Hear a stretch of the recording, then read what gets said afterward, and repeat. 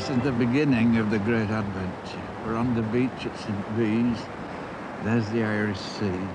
So what do I have to do to start this walk properly? You have to walk into the Irish Sea. Get your boots wet. Do you recommend to your readers that they should start off with Wellingtons?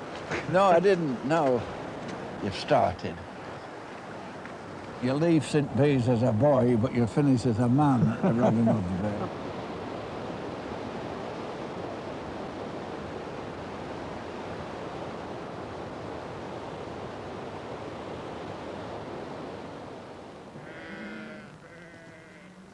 This is Britain's best-known and best-loved fell walker, Alfred Wainwright, or plain A.W. as he's known to a multitude of ramblers who've tramped in his footsteps. He's a man who spent a lifetime devoted to the high places, but his love of the crags, the fells and the mountain streams hasn't just been idle pleasure. From the 1930s onwards, A.W. has felt compelled to reproduce in exact and meticulous detail what he's seen and experienced. His books were a unique record, with every nook and cranny of the page lovingly filled with maps and drawings and personal reminiscences. But as the years rolled by, there was always one ambition that was unfulfilled. Wainwright wanted to create a long-distance walk of his own. So, in typical accountant's fashion, A.W. laid a ruler across the rugged landscape of northern England, a route from the Irish Sea at St. Bees to Robin Hood's Bay on the North Sea coast. In the 190 miles between, the route passes through A.W.'s beloved Lake District, in the shadow of Great Gable and Pillar and Haystacks.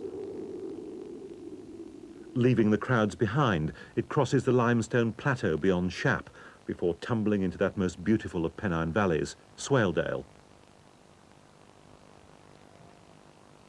There's a journey through 3 centuries of history on the approach to Richmond. There are 50 miles under the open skies and through the still beauties of the North York moors. And then we're there, journey's end. As A.W. says, it's a walk across the whole of England, and it has the added advantage of fitting neatly into family life. I wanted it to take about a fortnight. The Pennine Way takes 3 weeks, which is too much for most people, but a fortnight just fits in nicely with the holiday. It could have been anywhere, really. You could have opened a map of England and stuck 2 pins in at random with your eyes closed, and that would have given you a route from A to B. Well, perhaps it would, but there's something more special than that about the coast-to-coast walk.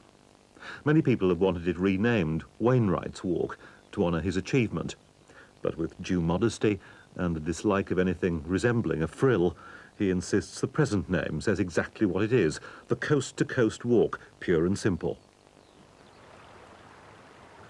But over the years, these 190 miles have been a happy hunting ground for Wainwright, and he wanted me to see his creation at its best.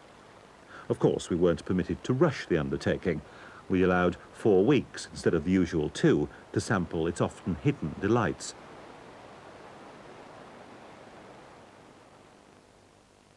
We did the walk in spring, which of course more or less guaranteed bad weather. And before you ask, yes, we did it the proper way, walking from west to east, just as the master ordered. I thought of a better way than the Pennine Way, with a much more definite start and finish. I mean, you can't start any further into the sea here, and you can't go any further when you get to the North Sea. So the beginning and the end were quite definite. I think it's great fun to tick off on the map what you've done every day and gradually find yourself getting nearer the objective, and very satisfying when at last you see the North Sea. Why did you decide to go west to east? To have the prevailing weather behind me, and it seemed to be the natural way. I mean, if you're reading a book or if you're writing a letter, you're working from west to east, and that's the way it was on the map. So the route now takes us on to St. Bees Head, to the lighthouse. Every walker who plans a cross-country expedition refers to his maps, looks for the footpaths and the bridleways and the areas of open access, links them together by quiet roads and lanes that avoid towns and busy traffic arteries, and so devises a pleasant route to his objective that he is free to walk, as is any man, without fear of trespass or restriction. This is precisely what I have done. It's a bit longer than most, that's all.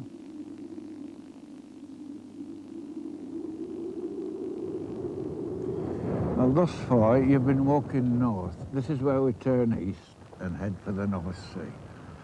Are we closer to Robin Hood's Bay here than when we started? No, not a bit. No. No, you've got to do it all again now. No ships on the sea. Well, you've done your first 2 miles. You've 188 to do.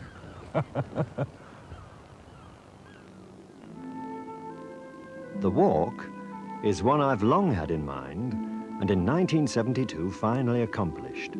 And I've committed it to print, partly because I want to encourage in others the ambition to devise with the aid of maps their own cross-country marathons, and partly, I suppose, because I like to write about my walks and by doing so, live them over again. One should always have a definite objective, in a walk as in life. It is so much more satisfying to reach a target by personal effort than to wander aimlessly. An objective is an ambition, and life without ambition is, well, aimless wandering. Well, this is where you start your crossing of the Lake District. This is Ennerdale water. This is a section where you're most likely to meet with rain. Gradually, the rainfall diminishes as you get towards the east coast. There are bits of snow up ahead. Yes, just a bit. There have been 2 attempts by the water authorities to raise the level of this lake in the last few years. Both have been defeated by opposition, strong opposition.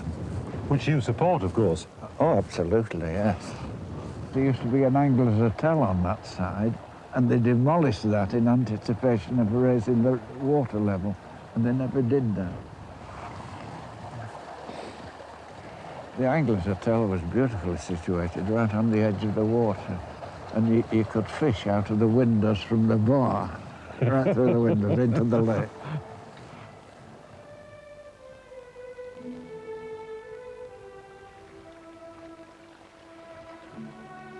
Travel on foot amongst the fells should always be leisurely.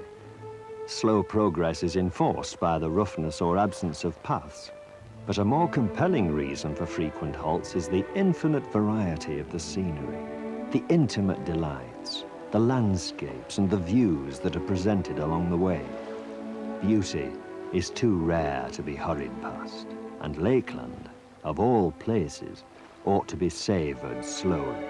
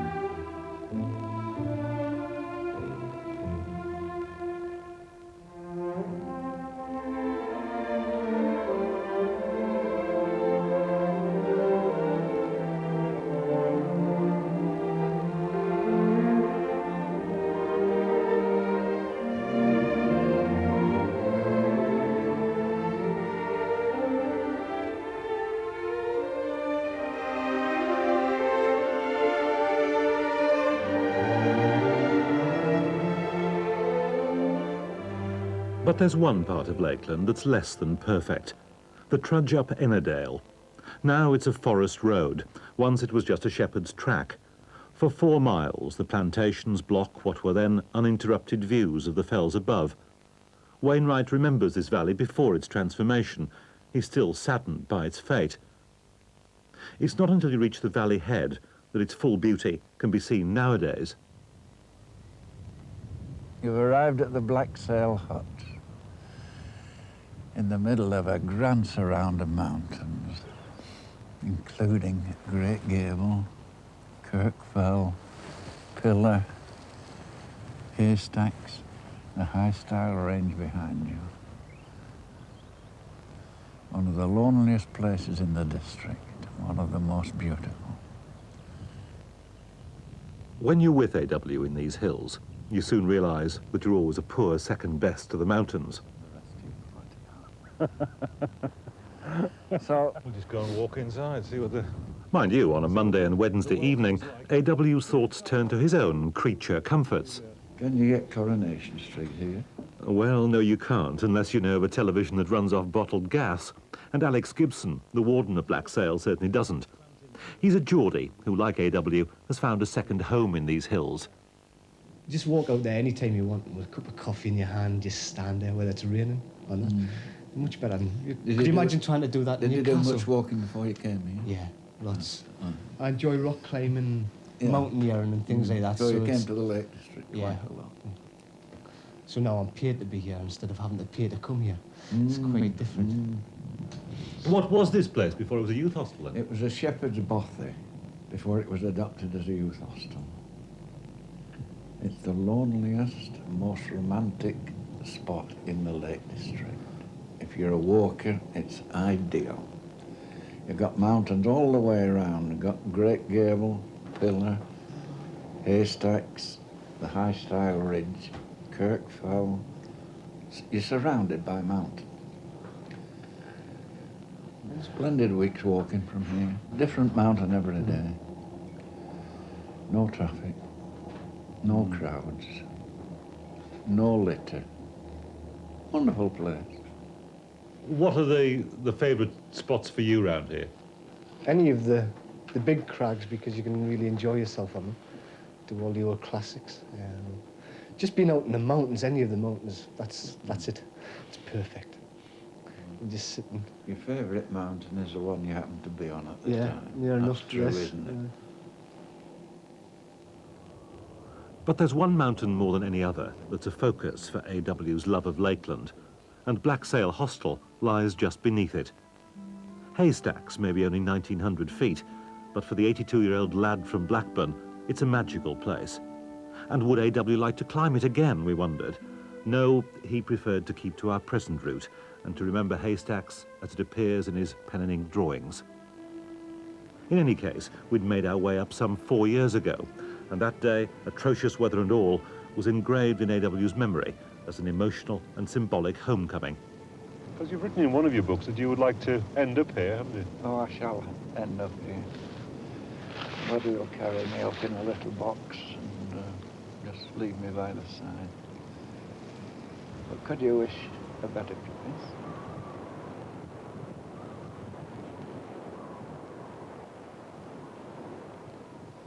Haystacks stands unabashed and unashamed in the midst of a circle of much loftier fells, like a shaggy terrier in the company of foxhounds. But not one of this distinguished group of mountains around Ennerdale and Buttermere can show a greater variety and a more fascinating arrangement of interesting features. Here are sharp peaks in profusion. Crags, screes, rocks, heather tracts, marshes, serpentine trails. It is a place of surprises around corners, and there are many corners. For a man trying to get a persistent worry out of his mind, the top of Haystacks is a wonderful cure.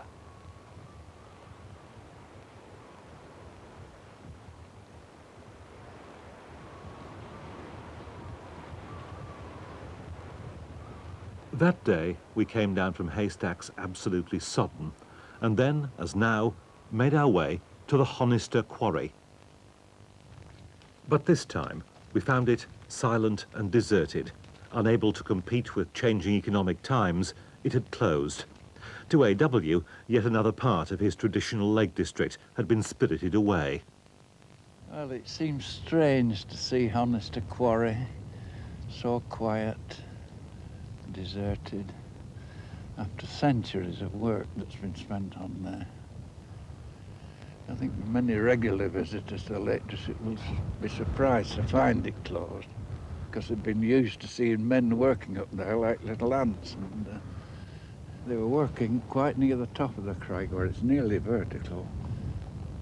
It is a scar on the landscape, but it's such an integral part of Lakeland life that nobody really objects, and I certainly don't. It's a honeycomb of tracks and passages, and there are holes in the crag where they got the slate.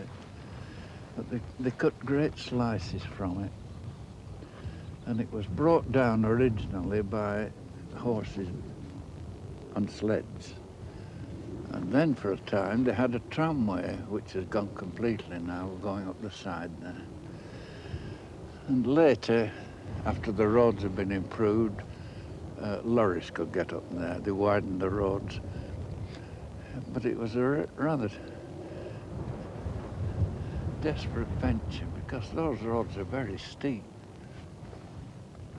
Slate was brought down in great masses of slate. Here's a piece, you see, that were taken into the cutting sheds and cut to shape. It produced a very durable slate.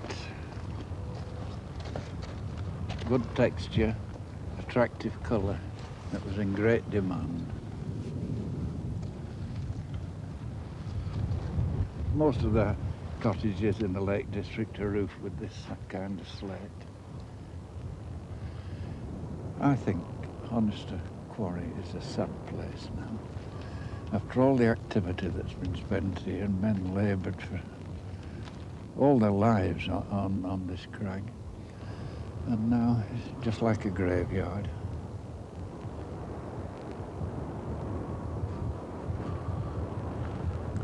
This was the first road over Honister Pass. For a long time, the only one. And this part of the old road is covered by debris and spoil from the quarry. But after we've crossed the new road, it becomes grass-grown. And for the privilege of using it, travellers used to have to pay a toll. And then, early last century, a new road was built. And this was abandoned. Now we're looking down into Borrowdale here. And our route lies straight across there.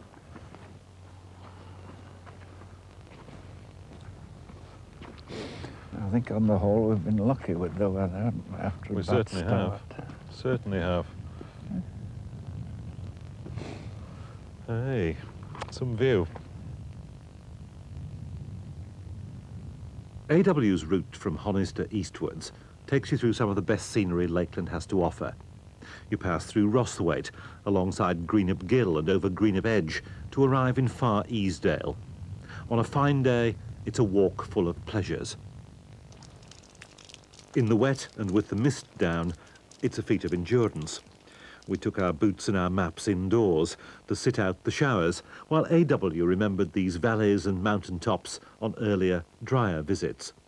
But of course, Wainwright couldn't let the elements have it all their own way. Bad weather may have forced us inside, but that doesn't mean you can't complain about it. It's really terrible today. I mean, the clouds just dropping in further and further over there. Impossible day. I remember you telling me about Lakeland bad weather days. You know, you would set off to try and do a particular bit of a particular route and would be driven back for perhaps days on end. Did that happen on the Coast to Coast walk as well? I don't remember that I had any bad days, but of course it was so convenient to home that I could choose the days I wanted, the good days, and a wet day I wouldn't set off to do anything. So, no, I've no memories of getting soaked through on the Coast to Coast walk. So it was you and your rucksack and your camera as normal? Yeah. For people who do it nowadays, of course, that they haven't got that choice, as today, driven inside by the weather. I can imagine one of the problems for you on this bit of the route was Grasmere. Yes. I know that Grasmere is not one of your favourite places. It isn't, no. Grasmere is a place like many others in the Lake District that's lost the romantic charm it used to have. There are cars and caravans all over the place. And frankly, it's a place that I avoid nowadays, except possibly in winter when there's nobody about. But you can, of course, wander anywhere on the fells, open access. Coming out of Stonethwaite, you climb up to Greenup Edge, where you're nearly at 2,000 feet. You get a ridge of peaks that ends with Helm Crag, which is very distinctive because it has some upstanding rocks on the top, which have been likened to a woman playing the organ and a howitzer, and a lion and a lamb is a favourite one. As the coach parties come along at the base, everybody shouts, "Lion and the lamb." And actually, the rocks that they see are not the lion and the lamb, which are at the other end of the fell. As I say, I keep away from the Lake District in summertime now. Not well known in the Dales. After the Scottish series that we did, I had a week up there near Skye. And in that week, I was accosted by 33 people in different places on the west coast of Scotland who'd just seen the television programme. So that was a bit embarrassing. But they were all very kind. Brushed them off with a word of thanks. Weather and Wainwright watchers permitting, we were heading east from Grasmere. And now the route gives three options. The young and the fit make for Helvellyn. The connoisseurs are advised to try St Sunday Crag, and the rest come down Grisdale. We thought that this low-level route might offer up better weather. It didn't. Well, this is Grisdale, one of 4 Grisdales in the Lake District, and it's a typical wet day. The sort of day you must expect if you're walking for a fortnight non-stop. And of course, people who come to the Lake District are very familiar with this type of day. The rain contributes to the beauty of the district, and of course it feeds the lakes. So really, we shouldn't complain about it. And this barn, as a memory for me, on Coronation Day, it was a public holiday, and I came over here, spent the night in this barn without the permission of the farmer, and felt a bit apprehensive in case he came along. So I was off at dawn to catch the first bus from Grasmere back to Kendal, where I had to be at the office at 9 o'clock. When I got back to the office, I found that Hillary and Tensing had climbed Everest on Coronation Day, the same day.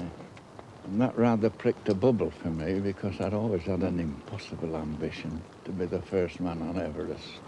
So it's a day that I remember. But it's a good thing to have an ambition.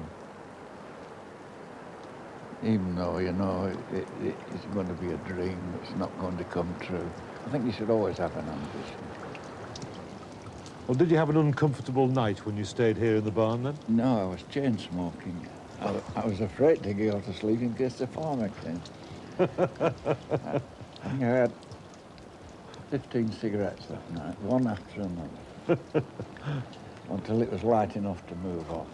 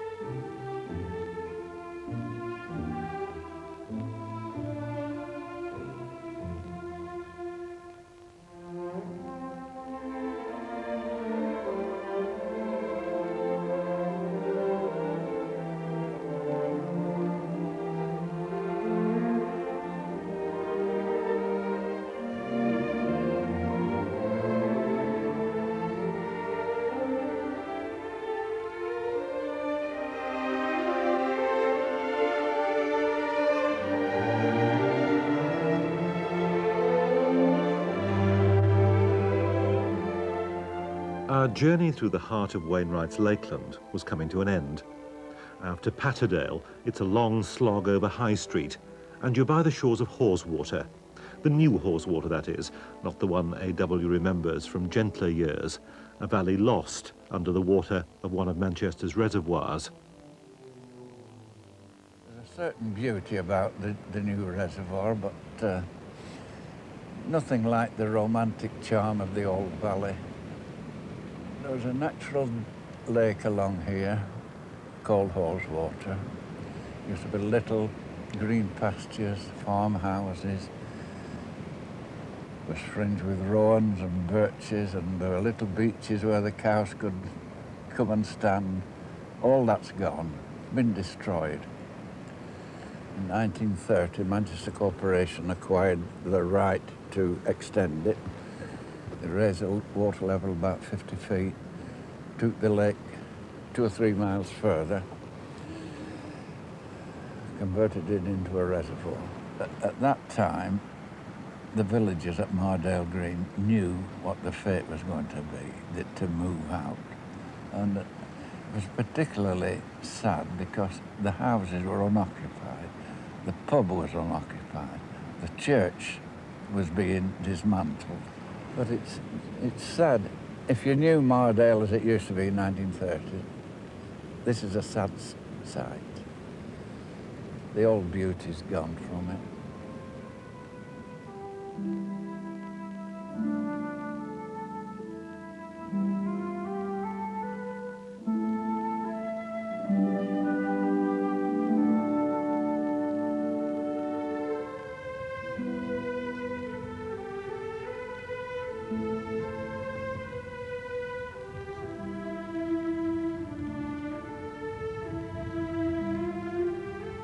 This is farewell to Lakeland, and farewells to Lakeland are always sad.